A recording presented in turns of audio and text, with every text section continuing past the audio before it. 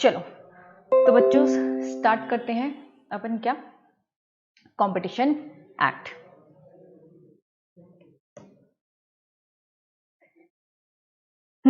तो बच्चों competition act क्या है?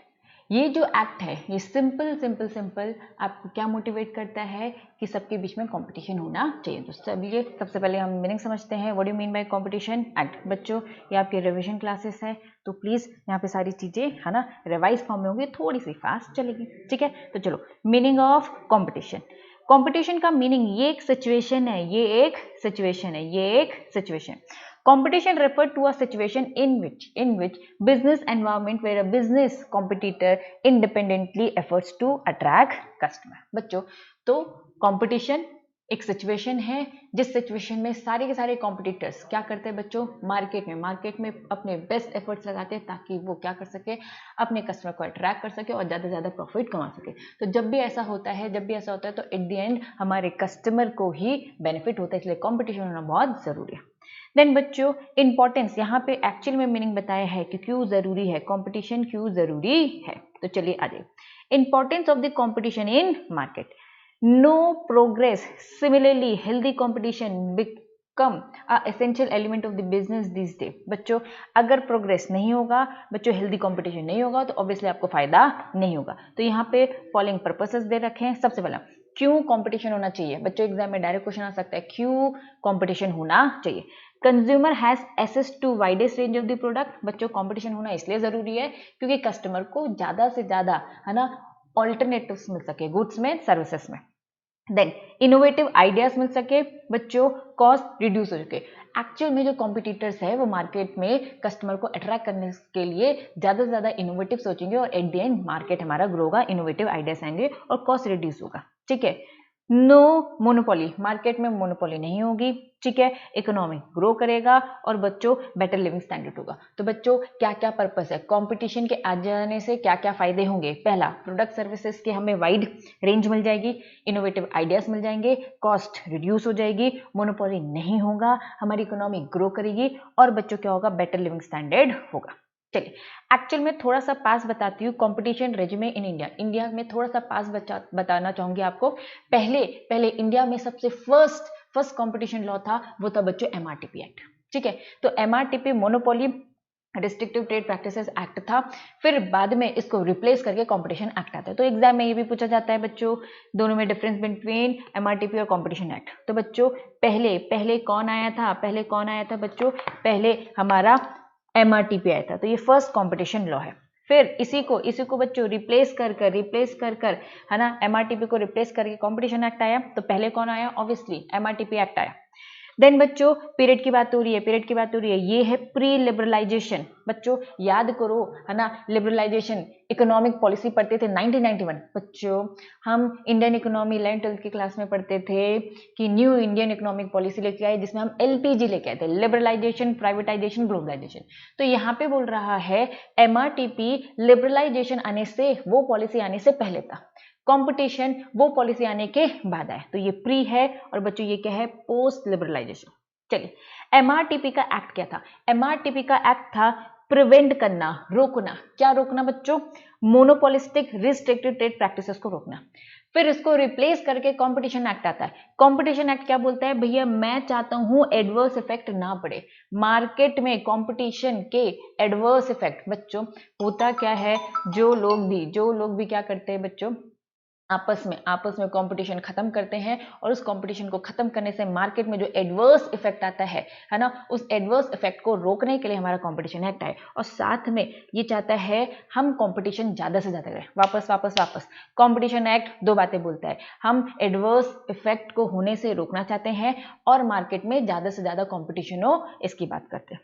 देन बच्चों डोमिनेट पोजीशन की बात हो रही है। डोमिनेट पोजीशन एमआरटीपी एक्ट बोलता था अगर कोई भी डोमिनेटिंग पोजीशन में, मतलब कि मोनोपोली क्रिएट करके है, अगर कोई भी डोमिनेटिंग पोजीशन में है तो वो पोजीशन सही नहीं है, वो बैड पोजीशन है, एमआरटीपी बोलता था। कंपटीशन एक्ट बोलता है नहीं, हमें थोड़ा सा अपने मेंटालिटी में चेंज करना पड़ेगा। अगर बच्चों एब्यूज हो रहा है वो डोमिनेटिंग पोजीशन तो गलत है। कोई डोमिनेटिंग पोजीशन में है, ये ठीक नहीं है, ठीक है, ये एमआरटीपी बोलता था। लेकिन कंपटीशन एक्ट बोलता है डोमिनेटिंग पोजीशन होना गलत बात नहीं है, डोमिनेटिंग पोजीशन में होने के बाद आप उसका मिसयूज करते हो, एब्यूज करते हो, तो ये बुरी बात है। ठीक है, चलिए, तो जो एमआरटीपी था वो रेस्ट्रिक्टेड था, बहुत सारे रेस्ट्रिक्शन है, इसलिए इसको हटाया गया। और बच्चों ये फैसिलिटेटिव था, मतलब यहाँ पे फैसिलिटीज ज्यादा दी जाती है, यहाँ पे ज्यादा पेनल्टीज नहीं थी कॉन्ट्रवेंशन करने में, यहाँ पे पेनल्टीज दे रखे, तो इसीलिए एमआरटीपी खत्म हुआ, कॉम्पिटिशन एक्ट आया डिफरेंस में।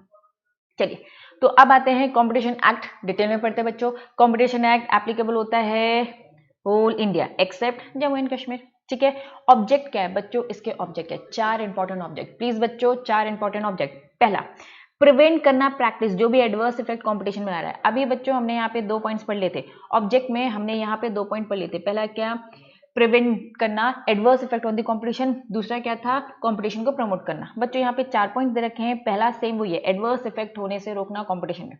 दूसरा पॉइंट, प्रमोट करना कंपटीशन को, अभी 2 पॉइंट पढ़ चुके। तीसरा बच्चों, लोग फ्रीली ट्रेड कर सके, फ्रीडम होकर ट्रेड कर सके।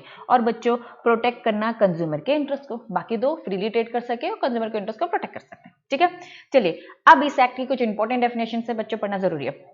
सबसे पहले what do mean by acquisition, acquisition मतलब क्या, इस चैप्टर में कहीं भी एक्विजिशन आएगा तो इसका मतलब ये है एक्वायर करना। एक्विजिशन मींस डायरेक्टली या फिर इनडायरेक्टली, बच्चों डायरेक्टली खरीदना या फिर इनडायरेक्टली। ठीक है, एक्विजिशन का मतलब है मींस डायरेक्टली इनडायरेक्टली क्या खरीदना, क्या करना बच्चों, खरीदना, या फिर अग्री टू एक्वायर, या तो लेना या फिर अग्री करना लेने के लिए। क्या बच्चों, शेयर्स, क्या बच्चों, शेयर्स। ठीक है, शेयर्स ऑफ दी, किसी एंटरप्राइजेस के शेयर्स खरीद रहे हो तो मान लिया जाएगा एक्वायर करो, किसी एंटरप्राइजेस के वोटिंग राइट्स खरीद रहे हो तो मान लिया जाएगा एक्वायर करो, किसी एंटरप्राइजेस के एसेट्स खरीद रहे हो तो मान लिया जाएगा एक्वायर कर रहे हो, खरीद रहे हो। बच्चों एक्विजिशन जहां कहीं भी वर्ड यूज होगा, एक्चुअल में एक कंपनी दूसरी कंपनी को खरीदती है, एक्वायर करती है। ठीक है, हम मर्जर अमलगमेशन की बात करें, जब एक कंपनी दूसरी कंपनी को खरीदती है, दैट मीन्स वो अगर उसके शेयर्स खरीद रही है तो हम एक्वायर मानेंगे, अगर वोटिंग राइट्स खरीद रही है तो एक्वायर मानेंगे, एसेट्स खरीद रही है तो एक्वायर मानेंगे। और बच्चों कंट्रोल कर रही है, कंट्रोल किस में कर रही है, मैनेजमेंट में। अगर फिर से कंट्रोल कर रही है, किस में कर रही है बच्चों, एसेट्स में। एंटरप्राइजेस के मैनेज में कंट्रोल कर रही है, उनके एसेट्स में कंट्रोल कर रही है, तो ये भी एक्विजिशन माना जाएगा। मतलब हम एक कंपनी दूसरी कंपनी को खरीद रही है, उसके शेयर्स, वोटिंग राइट्स या फिर एसेट्स, या फिर कंट्रोल कर रही है कंपनी के मैनेजमेंट को या उसके एसेट्स को, दैट इज एक्विजिशन। चलिए, पर्सन की डेफिनेशन इंपॉर्टेंट बच्चों, कभी कभार पूछ लिया जाता है, तो what do you mean by person. Person की डेफिनेशन में ये सारे लोग, पहला क्या बोलते हैं, इंडिविजुअल, एचयूएफ, कंपनी, फर्म, बच्चों सेम है जो जनरली आप पढ़ते हो। ठीक है, कॉर्पोरेशन जो एज पर गवर्नमेंट कंपनी के अकॉर्डिंग बना है, बॉडी कॉर्पोरेट जो फॉरेन कंट्री में हुआ है, कोऑपरेटिव सोसाइटी भी, लोकल अथॉरिटी और कोई भी आर्टिफिशियल जुडिशियल पर्सन। ठीक है, चलिए बढ़ते बच्चों। नेक्स्ट डेफिनेशन है अग्रीमेंट की। What do you mean bye agreement, agreement से क्या समझते हैं, अग्रीमेंट इंक्लूड करता है कोई भी अरेंजमेंट करना मतलब अग्रीमेंट ही करना, कोई भी अरेंजमेंट करना, या फिर आपस में आपकी इतनी अंडरस्टैंडिंग है बच्चों, आपका जरूरी नहीं है अग्रीमेंट रिटर्न में ही हो, सिग्नेचर करके हो, आप 2 लोग हैं, 2 लोग के बीच में अच्छी खासी अंडरस्टैंडिंग है, जो वो करेगा सेम वो भी वही करेगा। ठीक है, तो अग्रीमेंट मतलब कि आपके बीच में या तो अग्रीमेंट है मतलब अरेंजमेंट है, या तो आपके बीच में अच्छी खासी अंडरस्टैंडिंग है और ठीक है, या फिर अंडरस्टैंडिंग है, या फिर आप एक्शन इन कंसर्ट, साथ में कंसर्न कर आप एक्शन लेते हो। ठीक है, किस चीज का लेते हो बच्चों, या तो फॉर्मल इनफॉर्मल, या तो फॉर्मल तरीके से कर रखा है या फिर इनफॉर्मल तरीके से, अरेंजमेंट, अंडरस्टैंडिंग या फिर एक्शन, या फिर रिटर्न है या फिर नॉट रिटर्न है, मतलब ओरल भी हो सकता है।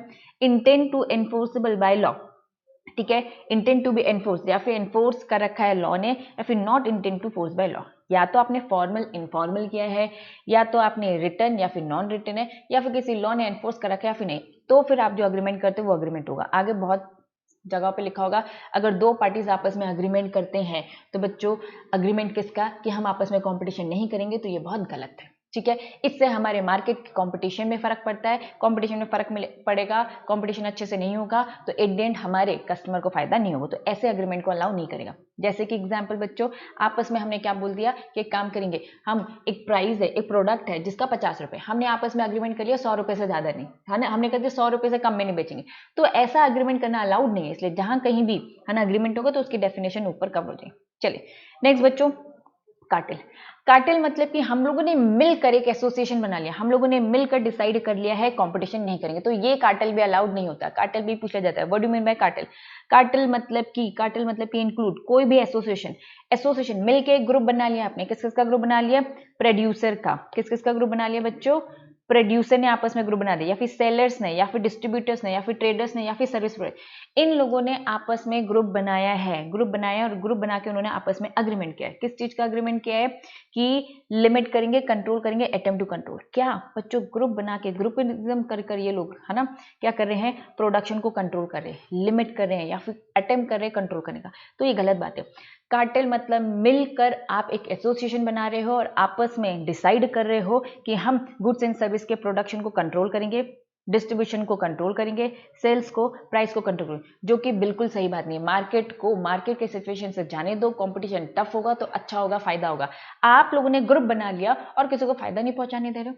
ठीक है, चलिए एक नोट दे रखा है बच्चों, एक नोट दे रखा है, नोट रीड करेंगे। क्या, कार्टेल मेड टू, ठीक है, कार्टेल आपने क्यों बनाया, ताकि आप प्राइस को रेस कर सको। 50 रुपए की चीज हम सब ने बोल दिया डिसाइड के लिए, 10 लोगों ने मिलकर हम इसे 100 रुपए में बेचेंगे, बच्चों कस्टमर का लॉस है। तो कार्टेल मतलब हम इसलिए करें ताकि हम प्राइस रेस कर सके अबव कॉम्पिटेटिव लेवल, और जिसके कारण एट द एंड रिजल्ट होगा इंजरी होगी to consumer and to the injury होगी अगर कंज्यूमर को, तो ऑब्वियसली बच्चों इकोनॉमी को भी होगी। चलिए next, effective competition in the market, cartel would, बच्चों अगर हमें इफेक्टिव कंपटीशन चाहिए तो कार्टेल है ना डिफिकल्टीज है ना फॉर्म कर सकता है, सस्टेन कर सकता है, कंपटीशन को बिगाड़ सकता है, जो कि नहीं होना चाहिए। चलिए नेक्स्ट हेडिंग क्या है बच्चों, इंटरनेशनल कार्टेल। इंटरनेशनल कार्टेल मतलब क्या बच्चों, दो पार्टीज आपस में एसोसिएशन बना रही है, कुछ लोग मिलकर एसोसिएशन बना रहे हैं। इंटरनेशनल मतलब यहाँ पे पार्टीज कौन होगी, इंटरनेशनल बॉडी होगी। ठीक है, तो इंटरनेशनल कार्टेल मतलब क्या, इंटरनेशनल कार्टेल मतलब क्या, तब हम मानेंगे इंटरनेशनल कार्टेल है जब all the enterprises, not all the enterprises cartel are the same country, मतलब सारे लोग इंडिया के हैं तो ये इंटरनेशनल है, कुछ लोग इंडिया के हैं, कुछ लोग बाहर के, तो ये इंटरनेशनल कार्टेल होगा। और ये भी यस बच्चों है ना, एक से ज्यादा कंट्री के लोग इन्वॉल्व है तो उसे इंटरनेशनल बोलते हैं, और ये भी हमारे इंडियन मार्केट को खराब कर सकते हैं। बच्चों इंपॉर्टेंट मॉड्यूल से कवर है। कंडीशंस बताइए, कुछ कंडीशंस बताइए जिस कारण से कार्टेलाइजेशन हो सकता है, मतलब रीजन। ठीक है, कंड्यूसिव मतलब कि कंडीशन या फिर रीजंस बताइए कार्टेलाइजेशन होने के। पहला, मार्केट में अगर फ्यू कॉम्पिटिटर्स है, या फिर बच्चों फ्यू कॉम्पिटिटर्स है, तो इन कंडीशंस में ये रीजंस हो सकते हैं कार्टेल। उन कुछ कॉम्पिटिटर्स ने आपस में क्या कर दिया, एसोसिएशन बना दिया और प्राइस डिसाइड करी। गलत है, ये अलाउड नहीं होगा, अभी यहाँ पे बस मीनिंग बता रहे हैं। देन कैसे होगा, जब कुछ कॉम्पिटिटर्स हैं तो ऐसा होता है, या फिर बैरियर्स लगा के रखा है, किसी को भी एंट्री में आने नहीं दे रहे, किसी को भी बाहर जाने नहीं दे रहे, तो बैरियर्स है। या फिर बच्चों मार्केट में सिमिलर प्रोडक्ट्स है, होमोजेनिटी मतलब सेम टाइप के प्रोडक्ट्स है, तो फिर कार्टेल होने की पॉसिबिलिटीज है। देन सिमिलर प्रोडक्ट की जो कॉस्ट है बच्चों वो भी सिमिलर है, या फिर कैपेसिटी एक्सेस है, या फिर हाई कंज्यूमर पे आप हाई डिपेंडेंट हो रहे हो, ये सारी कंडीशंस है कि कैटेलाइजेशन हो सकता है। या फिर कोल्यूजन, आपने आपस में अग्रीमेंट सीक्रेट कर लिया, तो ये सब रीजंस हैं बच्चों। ये डायरेक्ट ऊपर जो हेडिंग लिखी सेम हेडिंग एग्जाम में आ सकती है। सम ऑफ द कंडीशंस बताओ, वो सारी कंडीशंस बताओ जो कैटेलाइजेशन होने के रीजंस बन सकते हैं। पहला, कम कॉम्पिटिटर्स है तो बैरियर्स लगा के रखे, सिमिलर प्रोडक्ट है तो हो सकता है, सिमिलर प्रोडक्शन कॉस्ट है, कॉस्ट भी सेम है बच्चों तो हो सकता है, कैपेसिटी एक्सेस है इसलिए आपस में अग्रीमेंट करके प्रॉफिट मार्जिन लेना चाहते हैं, या फिर कंज्यूमर में डिपेंड है, और लास्ट पॉइंट क्या बोलता है, आपने आपस में सीक्रेट एग्रीमेंट कर रखा है। चलिए तो नेक्स्ट डेफिनेशन क्या है, what do you mean by consumer, consumer से क्या समझते हैं बच्चों, कंज्यूमर मतलब कि गुड्स बाय करना या फिर सर्विस लेना। कंज्यूमर वो पर्सन जो कि गुड्स ले रहा है, अ पर्सन हु गुड्स ले रहा है या फिर सर्विस ले रहा है। कंसिडरेशन दे रहा है, या तो पे कर दिया है, या फिर प्रॉमिस कर रहा है, या फिर पार्टली पे, या फिर पार्टली प्रॉमिस, या फिर डिफर्ड पेमेंट बाद में करेगा। इंक्लूड बच्चों क्या क्या इंक्लूड करता है, पहला अ पर्सन हु बच्चों जो use such goods with the approval of the buyer of the goods. बच्चों सबसे पहले वो पर्सन तो कंज्यूमर है जो खुद खरीद रहा है, खुद यूज कर रहा है, खुद सर्विस ले रहा है और उसके बदले उसने पैसे दिए। कंज्यूमर की डेफिनेशन में वो भी आ जाता है, फॉर एग्जांपल गुड्स मैं खरीद के आती हूँ, गुड्स मैंने खरीदे, लेकिन ये गुड्स मैंने किसी और को अलाउ कर दिया, कि तू इसे यूज कर। फॉर एग्जाम्पल घर में पापा ने एक्टिवा खरीदी और पापा ने बोला बेटा तू भी यूज कर, तो पापा भी कंज्यूमर है जिसने गुड्स खरीदा है, और वो बच्चा भी कंज्यूमर है जो उसे यूज कर रहा है। A person who use such goods with the approval of the buyer की अप्रूवल से। ठीक है, तो वो भी बच्चों सेम सर्विस को लेके लिखा है, जो बेनिफिट्स खरीद रहा है, सर्विस खरीद रहा है वो तो है ही, और जो इस सर्विस को यूज कर रहा है वो भी। चलिए, a person who buy goods for the commercial, बच्चों कमर्शियल पर्पस के लिए भी यूज कर रहे हो तो वो भी कंज्यूमर है, और बच्चों कमर्शियल पर्पस के लिए सर्विस ले रहे हो तो ये भी क्या है, ये भी क्या है, कंज्यूमर माना जाएगा। याद करो हमने कंज्यूमर प्रोटेक्शन एक्ट, एक चैप्टर था बच्चों, दो हेडिंग, एक है कॉम्पिटिशन एक्ट, एक है कंज्यूमर प्रोटेक्शन एक्ट, ये दो एक्ट है। कंज्यूमर प्रोटेक्शन एक्ट में हमने पढ़ा था कमर्शियल पर्पस के लिए खरीदे जाने वाले गुड्स एंड सर्विसेज को वो लोग जो खरीद रहे हैं वो कंज्यूमर की डेफिनेशन में नहीं आते, लेकिन बच्चों कॉम्पिटिशन एक्ट में है ना आते हैं और वहां नहीं आते। यही बात यहाँ पे उन्होंने सेकंड पॉइंट में लिखी है, consumer goods service commercial purpose के लिए कर रहे हो, ऑल्सो कवर्ड होते हैं कंज्यूमर की डेफिनेशन में, कहां पर बच्चों, कॉम्पिटिशन एक्ट में। लेकिन यही कॉम्पिटिशन की जगह कंज्यूमर प्रोटेक्शन एक्ट की बात करें तो कमर्शियल पर्पस एक्सक्लूड कर लिया जाता है। ठीक है, ऊपर उन्होंने ये लिखा है person will be treated consumer under even if the goods avail and service for the resale या कंज्यूमर पर्पस, और इसको बस क्लैरिफाई करता है। क्लियर है बच्चों? चल नेक्स्ट, एंटरप्राइजेस की डेफिनेशन। एंटरप्राइजेस मीन्स मतलब कोई भी पर्सन और कोई भी डिपार्टमेंट और गवर्नमेंट। बच्चों एंटरप्राइजेस मतलब कोई भी पर्सन और गवर्नमेंट का डिपार्टमेंट, लेकिन गवर्नमेंट का डिपार्टमेंट ध्यान रखना इंगेज हो रखा है बच्चों नॉन सर्वजनिटी एक्टिविटी में। ठीक है, नॉन सोवर्जिन एक्टिविटी से पहले हम ये समझेंगे सोवर्जिन मतलब क्या होता है। सोवर्जिन फंक्शन मतलब वो एक्टिविटी, वो फंक्शन जो बस कौन कर सकती है बच्चों, गवर्नमेंट कर सकती है, जो बस गवर्नमेंट कर सकती है। हम बोल रहे हैं एंटरप्राइजेस की डेफिनेशन इन कॉम्पिटिशन एक्ट, वो पर्सन और वो एंटरप्राइजेस।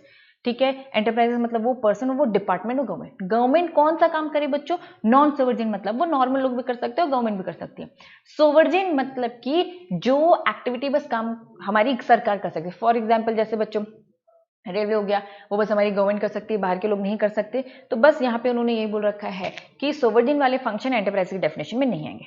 चलिए, तो एंटरप्राइजेस क्या क्या काम एंगेज करिए, किस काम में है एंगेज बच्चों, production and control goods and article, service में, इन्वेस्टमेंट में, या फिर बिजनेस एक्वायरिंग, होल्डिंग, अंडरराइटिंग, जो भी इसमें से। बस यहाँ पे क्लैरिफाई किया उन्होंने बच्चों, तीन एग्जाम्पल देके बोल रखा है गवर्नमेंट डिपार्टमेंट इंगेज है किसमें, सोवर्जिन फंक्शन में, तो बच्चों नहीं है इवेंट में। सोवर्जिन मतलब बस गवर्नमेंट वो काम कर सकती है, बाकी नहीं। अगर कैरिंग कर रही है नॉन सोवर्जिन फंक्शन तो बच्चों हाँ वो एंटरप्राइज स्ट्रीट होगी। अगर एंगेज है बच्चों atomic energy, currency, defence space, ये कौन कर सकता है, ये सोवर्जिन फंक्शन, ये बस सरकार कर सकती है, सरकार के अलावा कोई नहीं कर सकता। ठीक है, तो नॉट ट्रीटेड एंटरप्राइजेस। चलिए नेक्स्ट, गुड्स की डेफिनेशन सिंपल, उन्होंने कहा गुड्स की डेफिनेशन मीन्स बच्चों जो डिफाइन कर रखा है सेल्स ऑफ गुड्स एक्ट में। ठीक है, इंक्लूड करते हैं, क्या इंक्लूड करते हैं, प्रोडक्शन, मैन्युफैक्चर्ड भी गुड्स की डेफिनेशन में आएंगे। माइंड और प्रोसेस, ठीक है, माइंड और प्रोसेस जो अभी अंडर प्रोसेस है वो भी क्या आएंगे बच्चों गुड्स की डेफिनेशन में। डिबेंचर, शेयर, स्टॉक, है ना, आफ्टर अलॉटमेंट। बच्चों प्लीज इसको लेकर अक्सर एग्जाम में आता है शेयर्स और स्टॉक। बच्चों अगर शेयर्स की बात करें तो शेयर्स की अभी हमने एप्लीकेशन दे रखी है, वो अभी गुड्स की डेफिनेशन में आएंगे। जब तक शेयर्स अलॉट नहीं हो जाते तब तक हम इसे हम नहीं मानेंगे गुड्स है, तो अलॉटमेंट के बाद हो जाएगा। देन उसके बाद बच्चों next, goods imported in India, वो भी आ जाएंगे किसकी, गुड्स की डेफिनेशन में। चलिए, सर्विस की definition, what do you mean by service. Service means बच्चों any kind of offer to potential user, किसी भी टाइप की सर्विस जो दे रहे। Include service connection with the industrial commercial matter, सब कवर होगा, कमर्शियल भी होगा। ठीक है, चलिए शेयर्स बच्चों जैसे कि हमने वहां पढ़ा था, शेयर्स मीन्स एंड इंक्लूड्स, से means shares in a share, ठीक है, ऑफ द कंपनी के कैपिटल में जो लगा रहे, कैरिंग जिसमें वोटिंग राइट्स है। Then include security entitle holder to receive shares with the voting right, stock, ये भी है। देन बच्चों हम बार बार बोल रहे हैं कॉम्पिटिशन का इफेक्ट मार्केट में इफेक्ट होगा, तो बच्चों मार्केट से मतलब क्या है, रेलेवेंट मार्केट। वापस से कंपटीशन का अगर एडवर्स इफेक्ट मार्केट में आ रहा है तो बच्चों यहां पर सरकार फिर स्टेप लेती है। तो रिलेवेंट मार्केट से हमारा मतलब क्या है, रिलेवेंट मार्केट से हमारा मतलब बच्चों है कि मींस मार्केट डिटरमाइन, जो मार्केट सीसीआई ने डिटरमाइन करके रखा है। भैया सीसीआई ने क्या डिटरमाइन कर रखा है, रेफरेंस टू क्या डिटरमाइन कर रखा है, पहला उन्होंने डिटरमाइन करके रखा है relevant product market, relevant geographical market, दूसरा पॉइंट। और बच्चों दोनों का दोनों को नीचे समझेंगे। चलो, तो रिलेवेंट प्रोडक्ट मार्केट क्या बोलता है, रिलेवेंट प्रोडक्ट मार्केट बोलता है कि वो मार्केट जहां पे प्रोडक्ट के सब्स्टिट्यूट है, जहां पे प्रोडक्ट को आप इंटरचेंज कर सकते हो। बच्चों वापस से हम बोल रहे हैं रेलेवेंट मार्केट में इफेक्ट पड़ेगा, तो इसके अंदर दो पॉइंट है। पहला क्या है, रिलेवेंट प्रोडक्ट वाला मार्केट, मतलब वो मार्केट जहां पे जो गुड्स मैं बेच रही हूं सेम अवेलेबल वेराइटीज के सब्स्टिट्यूट अवेलेबल है, उसमें अगर इफेक्ट आ रहा है उसकी प्राइस में, उसके यूज में, उसके कैरेक्टरिस्टिक्स में, तो हम बोलेंगे अगर आपने कुछ अग्रीमेंट कर रखा है उस अग्रीमेंट से बच्चों ऐसे प्रोडक्ट मार्केट में इफेक्ट आता है, प्रोडक्ट मार्केट की प्राइस में, यूज में, कैटेगरीज में इफेक्ट आता है, तो भैया गवर्नमेंट स्टेप्स लेगी यहाँ पर आपको, है ना, बोलेगी ऐसे अग्रीमेंट करना अलाउड है। या फिर relevant geographical market, relevant geographical market बोलता है मार्केट एरिया, जहां पर बच्चों होमोजीनियस, जहां पे बच्चों क्या होमोजीनियस नेचर के हैं और distinct from the controlling prevent the neighbour areas. ठीक है, बस यहां पे उन्होंने बोल दिया जो रिलेवेंट ज्योग्राफिकल मार्केट है, this type of market local, national, international है। ठीक है, चलिए next, very very very important, anti competitive agreement. Anti competitive, what do you mean bye anti competitive agreement? Anti competitive agreement means कोई भी enterprises, कोई भी association, enterprises या फिर एसोसिएशन, या फिर कोई भी पर्सन या फिर उसका एसोसिएशन क्या कर रहा है बच्चों, बच्चों एंटी कॉम्पिटेटिव अग्रीमेंट। कॉम्पिटिशन है मतलब कि मैं टफ कंपटीशन दे रही हूँ अपने कॉम्पिटिटर को। हम दोनों ने क्या कर दिया, हम दो लोगों ने बोल दिया मैं अपने दोस्त को भैया कंपटीशन नहीं दूंगी, तो एंटी कॉम्पिटिटिव अग्रीमेंट किया जा रहा है। एंटी कॉम्पिटिटिव अग्रीमेंट करना ठीक नहीं है बच्चों, दैट मीन्स आप कंपटीशन नहीं करना चाहते हो। कंपटीशन नहीं करना चाहते हो मतलब कि मार्केट को फायदा नहीं होगा बच्चों, मार्केट को फायदा नहीं होगा तो कंज्यूमर को फायदा नहीं होगा, कंज्यूमर को नहीं होगा तो एक दिन हमारी इकोनॉमी को फायदा नहीं होगा। तो एंटी कॉम्पिटिटिव अग्रीमेंट अलाउ नहीं रहता है, आगे चल के पढ़ेंगे। अभी डेफिनेशन मतलब क्या है, एंटी कॉम्पिटिशन अग्रीमेंट की एंटरप्राइजेस कर रहे हैं, पर्सन या फिर उनके एसोसिएशंस कर रहे हैं, क्या कर रहे हैं, प्रोडक्शन से रिलेटेड कि भाई हम एक काम करते इतना प्रोड्यूस करते, इतना सप्लाई करते, या फिर डिस्ट्रीब्यूशन का आपस में अग्रीमेंट करें, या फिर स्टोरेज का कर रहे हैं, या फिर बच्चों एक्विजिशन का, या फिर किसी भी कंट्रोल का, किस चीज को, गुड्स एंड सर्विस को लेकर। ठीक है, जिस कारण से कॉज या फिर लाइकली टू बी कॉज, या तो इफेक्ट आ रहा है या फिर इफेक्ट है ना आएगा, फ्यूचर में आएगा। एप्रिशिएबल बच्चों, एप्रिशिएबल, एडवर्स, ऑपोजिट इफेक्ट, हमारे इंडियन कंपटीशन मार्केट में सही इफेक्ट नहीं आ रहा, तो ऐसे अग्रीमेंट को हम बोलते हैं एंटी कॉम्पिटिटिव अग्रीमेंट, क्या है, जो कि गलत बात है। चलिए, अगर कोई एंटी कॉम्पिटिटिव अग्रीमेंट करता है तो उसका क्या इफेक्ट होगा, तो चलो आ जाओ, स्पेशल नोट दे रहा है इफेक्ट के बारे में। The whole agreement is constructed as a void. अगर आपस में कोई ऐसे अग्रीमेंट करते तो उसे हम क्या बोल देते बच्चों, वॉइड बोल देते। कंटेन एंटी कॉम्पिटिटिव, या तो कोई अग्रीमेंट है पूरा का पूरा वॉइड, या फिर आपने एक अग्रीमेंट में क्लॉज रख दिया एंटी कॉम्पिटिटिव अग्रीमेंट का बच्चों, जिस कारण से एडवर्स इफेक्ट है तो पूरा वॉइड हो जाएगा। नेक्स्ट, इन्होंने कहा भैया टाइप्स ऑफ अग्रीमेंट होते हैं एंटी कॉम्पिटिटिव अग्रीमेंट। टाइप्स में पहला होता है हॉरिजॉन्टल, देन क्या होता है बच्चों, वर्टिकल। आइए, कुछ हॉरिजॉन्टल के टाइप्स दे रखे, प्राइस आपस में फिक्स कर लिया आपने, है ना, प्रोडक्शन कंट्रोल कर रहे हो। ठीक, चलिए नेक्स्ट क्या बोल रहा है बच्चों, मार्केट शेयरिंग या फिर बिड रैगिंग या फिर टाई अप कर लिया, एक्सक्लूसिव। ठीक है, तो ये है, नीचे डिटेल में पढ़ेंगे। सबसे पहले क्या बोल रहा है, आ जाइए, हॉरिजॉन्टल अग्रीमेंट। सबसे पहले हॉरिजॉन्टल अग्रीमेंट का मीनिंग समझते हैं। हॉरिजॉन्टल अग्रीमेंट मतलब कि सेम लेवल में बच्चों, सेम स्टेज ऑफ प्रोडक्शन, मतलब कि मैं भी फाइनल गुड्स बेचता हूं, आप भी फाइनल गुड्स बेचते हैं, ठीक है, आप लेस बेचते हो, मैं भी लेस बेचता हूं। हॉरिजॉन्टल अग्रीमेंट मतलब कि दो आपस में manufacturer, to distributor, to retailer आपस में सेम स्टेज लेवल में प्रोडक्शन। बच्चों प्रोडक्शन की स्टेजेस होते हैं, सबसे पहले रॉ मटेरियल के बाद क्या होता है, वर्क इन प्रोग्रेस होता है, बीच का होता है, ठीक है, देन उसके बाद फाइनल गुड्स तैयार होते हैं। तो उन्होंने कहा सेम प्रोडक्शन लेवल में अगर मैं एक मैन्युफैक्चरर हूं तो दूसरे मैन्युफैक्चरर के साथ, कोई रिटेलर है तो दूसरे रिटेलर का, सेम स्टेज ऑफ प्रोडक्शन में अगर आपस में अग्रीमेंट करते हो, किस चीज के अग्रीमेंट, सबसे पहले प्राइस फिक्स, आपस में आपने सेल परचेज प्राइस फिक्स कर दी, कितने में बेचेंगे, कितने में खरीदेंगे। तो बच्चों ये हॉरिजॉन्टल अग्रीमेंट हम पढ़ रहे हो। हॉरिजॉन्टल अग्रीमेंट मतलब दो मैन्युफैक्चरर, प्रोड्यूसर, डिस्ट्रीब्यूटर, रिटेलर आपस में अग्रीमेंट करें।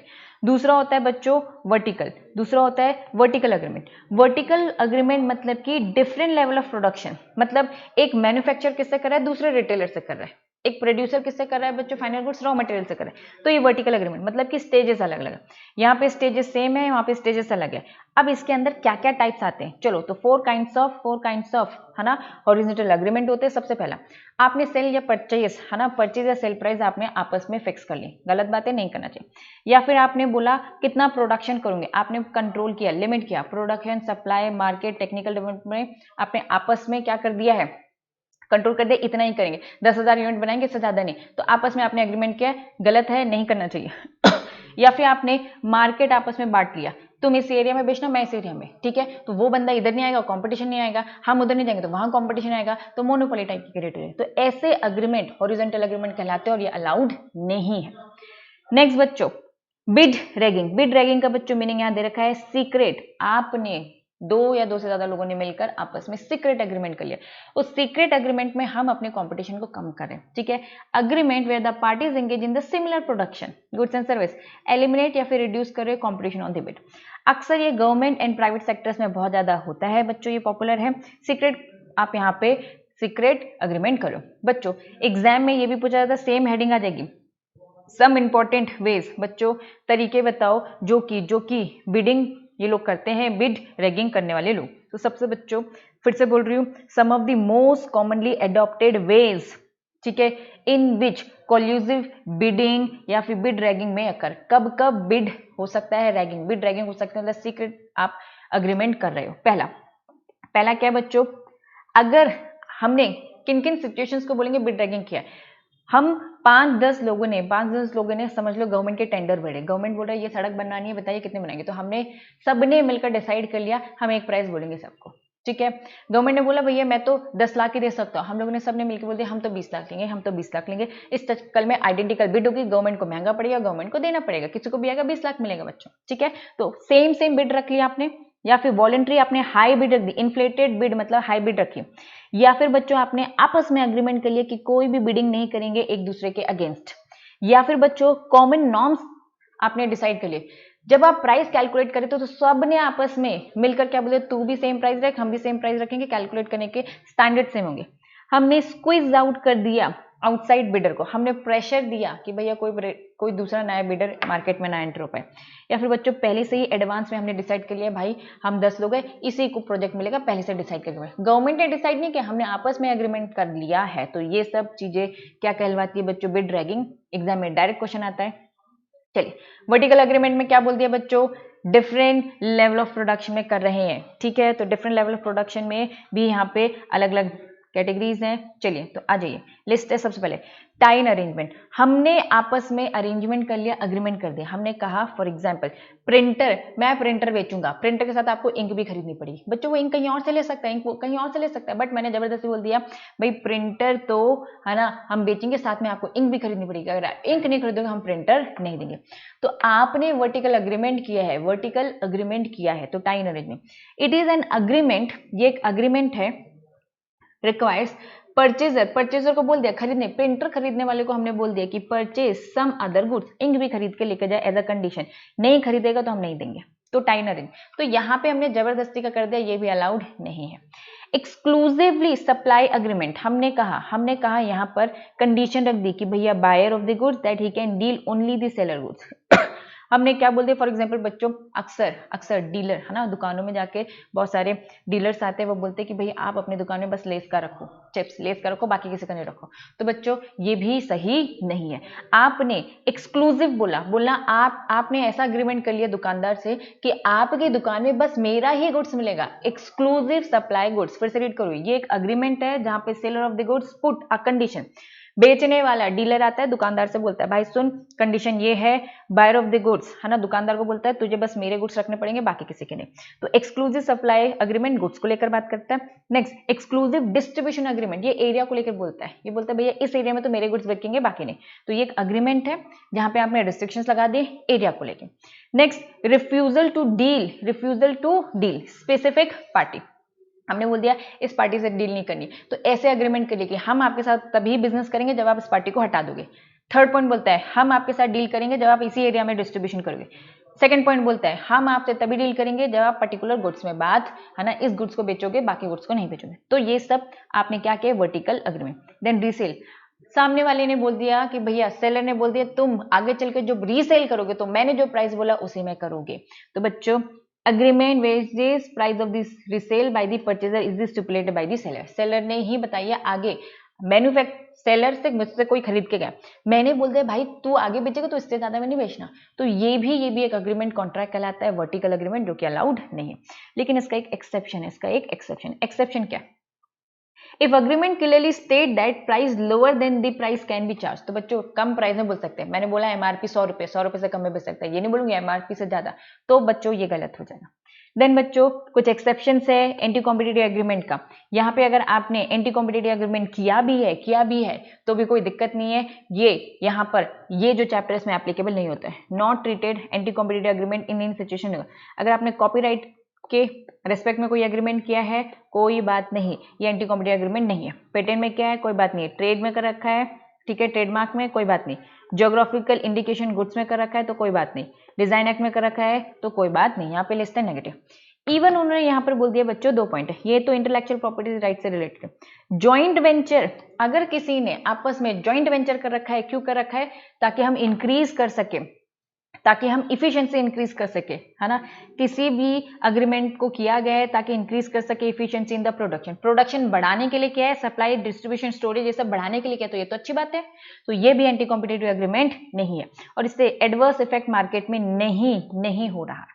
चलिए नेक्स्ट हेडिंग क्या है बच्चों, एब्यूज, डोमिनेंट पोजीशन के बारे में आप पढ़ेंगे। डोमिनेंट पोजीशन बच्चों इस चैप्टर में डिटेल में 3 चीजें पढ़ेंगे। सबसे पहले अभी हमने क्या पढ़ा, अग्रीमेंट पढ़ा, एंटी कॉम्पिटिटिव एग्रीमेंट पढ़ा, agreement anti competitive agreement allowed नहीं है।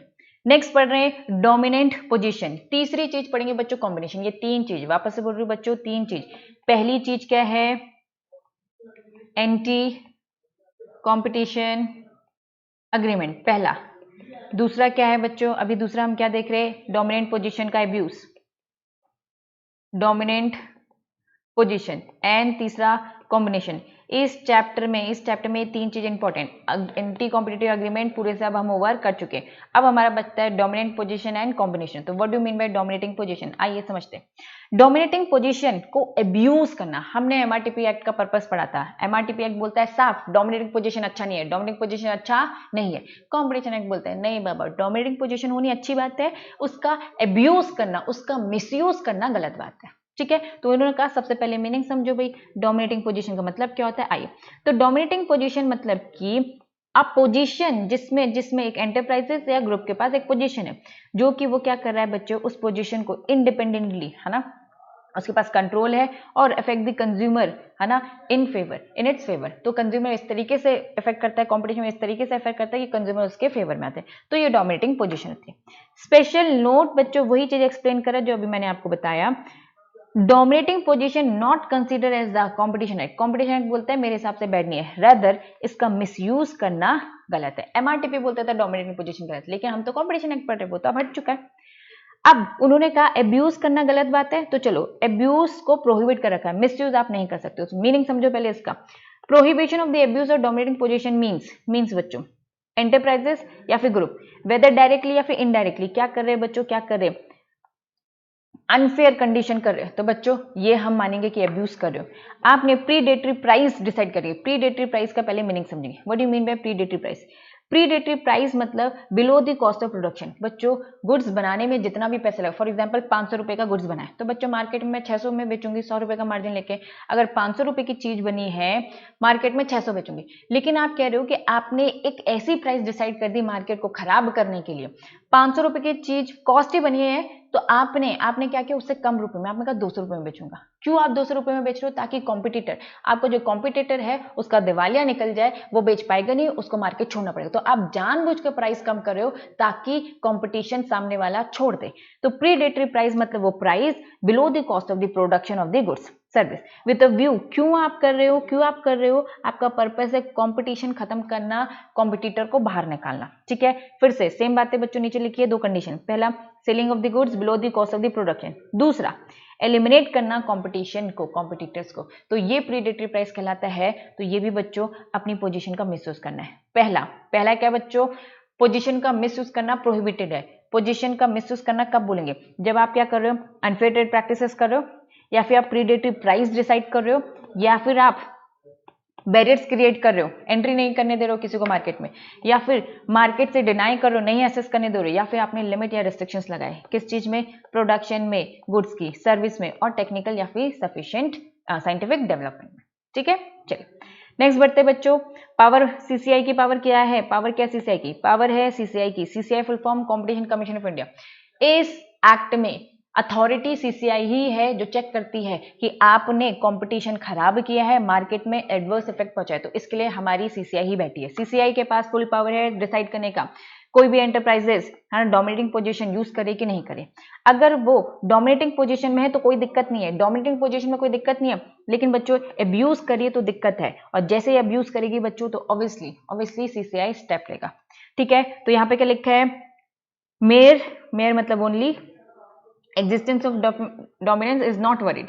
डोमिनेटिंग पोजीशन है तो कोई टेंशन नहीं है, अनलेस आप उसका अब्यूज ना करो। ठीक है, चलिए बच्चों, मैंने आपको बताया था इसमें हम 3 चीजें पढ़ेंगे। पहली चीज क्या पढ़ी हमने, पहले हमने अग्रीमेंट, एंटी कॉम्पिटिशन अग्रीमेंट, दूसरा डोमिनेटिंग पोजीशन, तीसरे स्टेप में अब हम आ गए हैं that was combination. What do mean by combination, जब दो कंपनी मर्जर अमलगमेशन करती है, सिंपल मर्जर अमलगमेशन करना मतलब क्या होता है बच्चों, कॉम्बिनेशन। आ जाइए, जब वन और मोर एंटरप्राइजेस, वन और मोर पर्सन है ना मर्जर अमलगमेशन करती है, उसे हम बोलते हैं कॉम्बिनेशन। कंबाइन हो गई है ना, कॉम्बिनेशन बना दिया।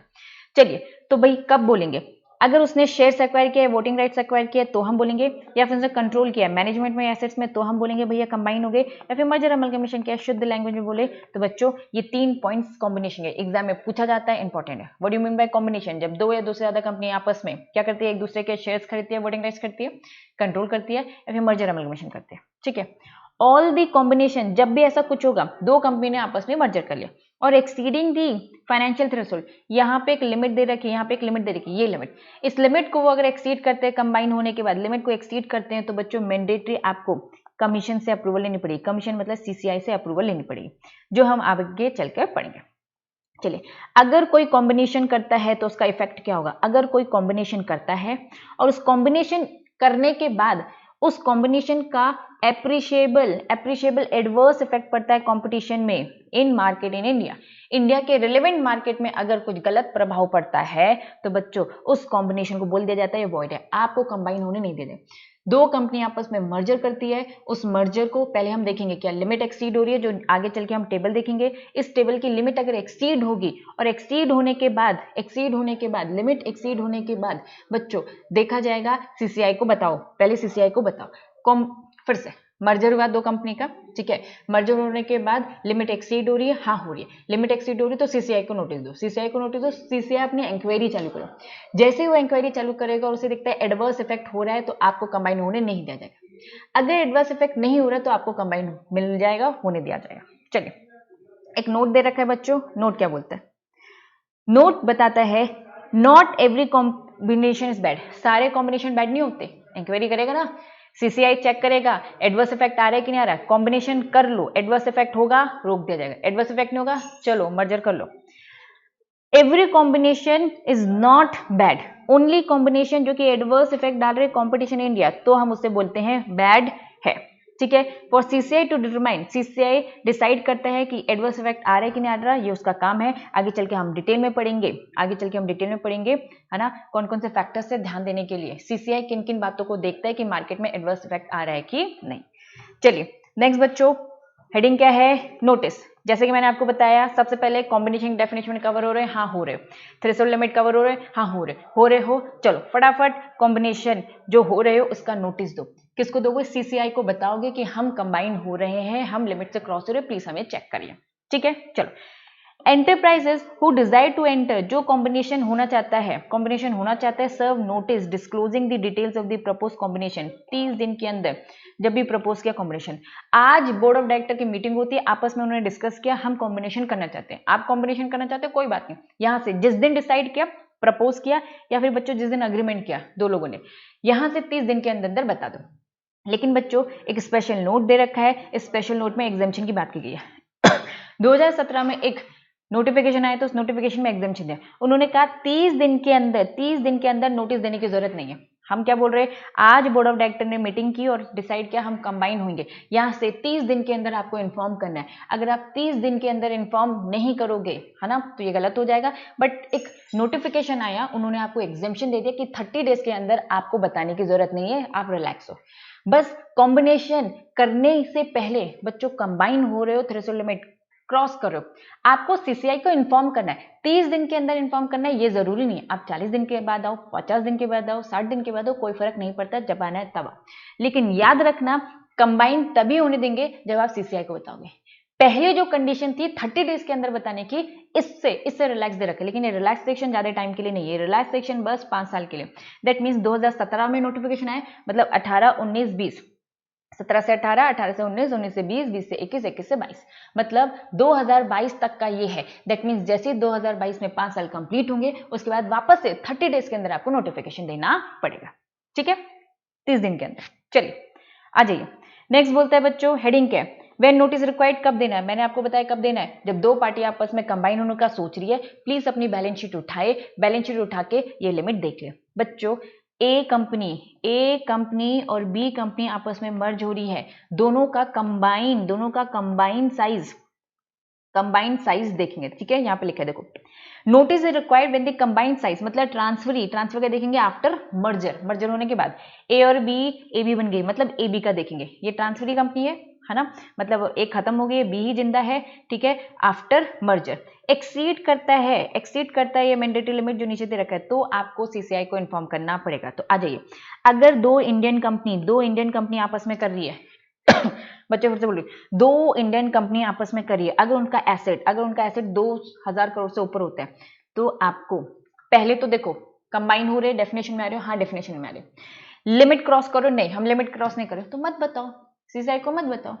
चलो दूसरा केस, कॉम्बिनेशन की डेफिनेशन में आ रहे हो, हाँ आ रहे हो, लिमिट क्रॉस करो, हाँ लिमिट क्रॉस कर रहे हैं हम, तो लिमिट क्रॉस करो, एसेट्स या फिर टर्नओवर, दोनों में से कोई एक, अगर एसेट्स 2000 करोड़ से ऊपर हो रहे हैं या फिर टर्नओवर 6000 करोड़ से ऊपर हो रहे हैं, तो बच्चों आपको बताना पड़ेगा। हम पढ़ रहे हैं कब नोटिस देना है, नोटिस तब देना है जब लिमिट क्रॉस करोगे, ठीक है। चलिए ग्रुप लेवल, मतलब बच्चों ग्रुप कंपनीज आपस में बहुत सारी कंपनीज कर रही है, उनकी लिमिट 8000 और 24000, बच्चों बस ध्यान देना, ये दोनों में और है, ध्यान रखना बच्चों। अगर आपने ये लिमिट याद कर दी, मल्टीप्लाई बाय बस 3 कर दो, है ना। चलो इसका कॉन्सेप्ट मैं थोड़ी देर से बताती हूँ, वापस आते हैं। अगर एक इंडियन कंपनी आउटसाइड कंपनी के साथ करिए, ऊपर इंडियन कंपनी की बात हो रही है, यहाँ पे इंडियन कंपनी आउटसाइड कंपनी के साथ अगर कर रही है, तो बच्चों अगर एक इंडियन एक आउटसाइड कंपनी है, तो उन्होंने बोल दिया दोनों का मिक्स, तो भाई एसेट्स कितना होना चाहिए, $1 बिलियन होना चाहिए, लेकिन इंडियन कंपनी का इंडिया में सिचुएटेड एटलीस्ट 1000 करोड़ होना चाहिए एसेट, टर्नओवर दोनों का मिलाकर $3 बिलियन होना चाहिए, लेकिन इंडिया में है ना, उसका टर्नओवर कितने का, 3000 करोड़ होगा, तो फिर ये लिमिट क्रॉस होगी, तो हम फिर चेक करेंगे, फिर हमारी सीसीआई चेक करेगी। सेम ग्रुप लेवल की बात हो रही है, 4 बिलियन की बात हो रही है, 1000 करोड़, 12 बिलियन और 3 करोड़ यहाँ पे। बच्चों सब सिचुएशन में अगर आप 3 से मल्टीप्लाई करोगे, सारी सिचुएशन में आप 3 से मल्टीप्लाई करोगे, ऑटोमेटिक क्या हो जाएगा बच्चों, आपको लिमिट याद होगी, बस एसेट्स की लिमिट करनी है, ऑटोमेटिक टर्नओवर की लिमिट याद हो जाएगी। चलिए टर्नओवर में क्या आता है, value of the goods and services, दोनों को इंक्लूड करते हैं, very very very important. Notice कब देने की जरूरत नहीं है बच्चों, ऊपर जो हमने रिलैक्सेशन पढ़ा था, क्या ये बोलता है नोटिस देने की जरूरत नहीं है, उसने ये नहीं कहा, उसने कहा नोटिस देना है, 30 दिन के अंदर देना जरूरी है, नोटिस देना है, 2 महीने दो, 4 महीने दो, 1 साल बाद दो, हमें कोई फर्क नहीं पड़ता, नोटिस देना जरूरी। इन्होंने कहा अगर ये कंपनीज आपस में मर्जर करे तो इनको नोटिस देने की जरूरत नहीं है। किस किस को, पहला अगर पब्लिक फाइनेंशियल इंस्टीट्यूट कर रहे हैं तो बच्चों नोटिस देने की जरूरत नहीं है, वापस बोल रही हूं, प्रोविजन नॉट एप्लीकेबल, ऊपर जो प्रोविजन हमने पढ़ा ना नोटिस का ना थ्रेशोल्ड लिमिट का, फॉरेन इंस्टीट्यूशनल इन्वेस्टर आपस में मर्ज हो रहे हैं तो नहीं, ठीक है। देन बैंक कर रहे हैं, वेंचर कैपिटल फंड कर रहे हैं तो नहीं, तो अगर ये लोन अग्रीमेंट और इन्वेस्टमेंट अग्रीमेंट, ये सारे पॉइंट्स की बात करें, अगर ये लोग आपस में मर्जर करें, इनको यहां पर कवर करने की जरूरत नहीं है। देन बच्चों कुछ अदर एग्जेम्पशंस दे रखे हैं, ऊपर एग्जेम्पशन, ठीक है, ऊपर हमने थ्रेशोल्ड लिमिट पढ़ी, इन्होंने कहा यहां पर सेक्शन 5 और सेक्शन 6, सेक्शन 5 क्या है, सेक्शन 5 बच्चों यही कॉम्बिनेशन, ये हमारा सेक्शन 5 है, ये देखो ये सेक्शन 5 अभी हमने पढ़ा, ठीक है, 5 और 6, सेक्शन 5 और 6 बार बार आपको बोलता है नोटिस दो, अप्रूवल लो सीसीआई की, तो उन्होंने कहा भैया यहाँ पे कुछ सर्टेन एग्जेम्पशंस दे रखे हैं, आपको यहाँ किसी से भी पूछने की जरूरत नहीं है, यहाँ पे किसी से भी पूछने की जरूरत नहीं।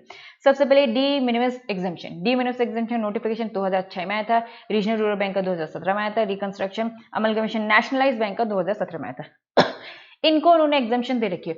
ऊपर हम क्या देख रहे थे, ट्रांसफरी कंपनी आफ्टर मर्जर हम लिमिट देख रहे थे, उन्होंने कहा अगर कोई भी ट्रांसफरर कंपनी, ठीक है बच्चों, मतलब कि मर्जर से पहले हम ए कंपनी और बी कंपनी आपस में, ये बोला ए कंपनी ट्रांसफरर कंपनी, अगर कोई एंटरप्राइजेस जो कि ट्रांसफर कंपनी है, उनके अगर एसेट्स बच्चों 300 करोड़ से कम है, एसेट्स टर्नओवर 1000 करोड़ से कम है तो बच्चों उनको नोटिस देने की जरूरत नहीं है। उनको ऊपर कंबाइन कर अगर एक्सीड होता है चलेगा, लेकिन इंडिविजुअली अगर ट्रांसफरर का देखेंगे एक्सीड नहीं हो रहा है तो बच्चों आपको एग्जेम्पशन में रखिए, नोटिस देना नहीं है 5 साल के लिए, मतलब 5 साल बाद देना पड़ेगा। 2016 से 5 साल देख लो, 2021 आएगा, 21 के बाद से देना पड़ेगा, मतलब नेक्स्ट ईयर से देना पड़ेगा।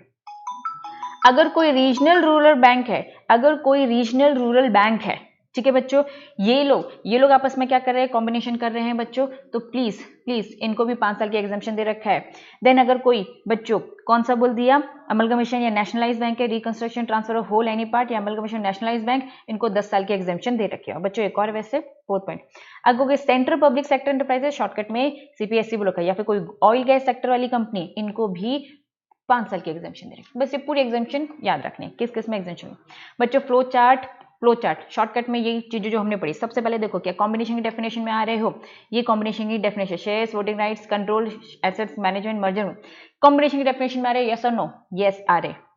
अब पूछ रहा है कंबाइनिंग साइज जो हमने लिमिट पढ़ी थी उसको क्रॉस कर रहे हो, हमने बोला नहीं कर रहे तो उन्होंने कहा नो नोटिस रिक्वायर्ड, सीधा कॉम्बिनेशन करो, कोई दिक्कत नहीं है।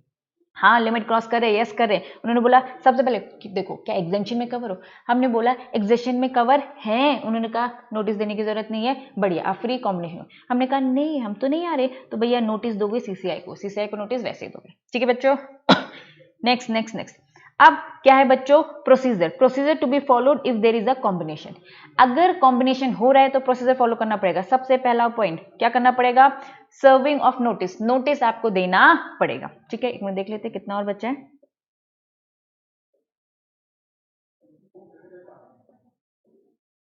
तो एक काम करते हैं बच्चों,